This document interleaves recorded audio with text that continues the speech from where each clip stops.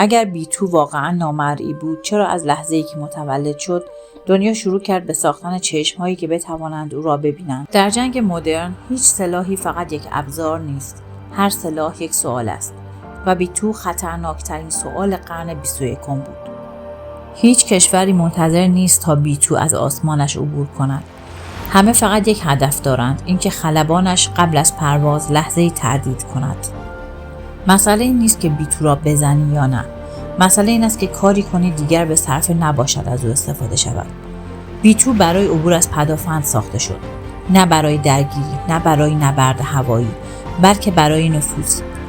مثل سایه‌ای که نه می جنگد نه فرار می کند، فقط عبور می کند. اما هر سایه‌ای وقتی کافی تکرار شود بالاخره توجه را جلب می کند و از همان لحظه مسابقه آغاز شد. پدافندهای کلاسیک برای دیدن هدفهایی ساخته شده بودند که می‌خواستند دیده شوند. اما بیتو نه فریاد می‌زند، نه برق می‌زند، نه عجله دارد. او آرام است و همین آرامش دشمنش را وادار کرد روش دیدن را عوض کند.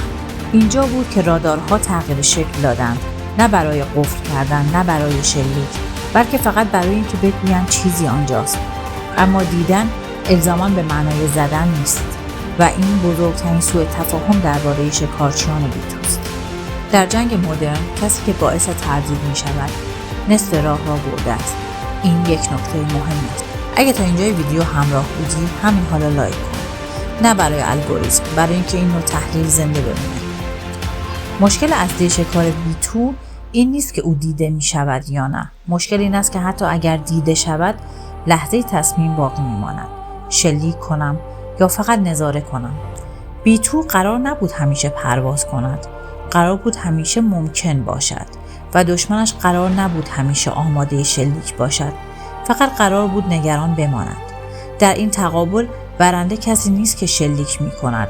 برنده کسی است که طرف مقابل را مجبور می کند دوباره حساب کند. اینجاست که می فهمیم چرا جانشین بیتو ساخته شد.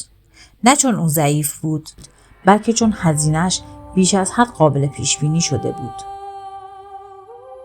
در دنیایی که همه به دنبال دیدنند، پنهانکاری دیگر کافی نیست و در دنیایی که همه می توانند ببینند، قدرت واقعی در تصمیم نگرفتن است.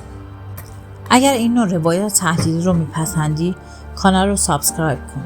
نه برای عدد، برای اینکه ویدیوهای بعدی هم با همین نگاه ساخته بشن. در جنگ مدرن هیچ سلاحی شکست ناپذیر نیست. فقط بعضی سلاح‌ها آنقدر گرانند که دنیا ترجیح می‌دهد هیچ وقت امتحانشان نکند. این منطق واقعی شکارچیان بیتوست. نه انفجار، نه قهرمانی، فقط تردید و هزینه.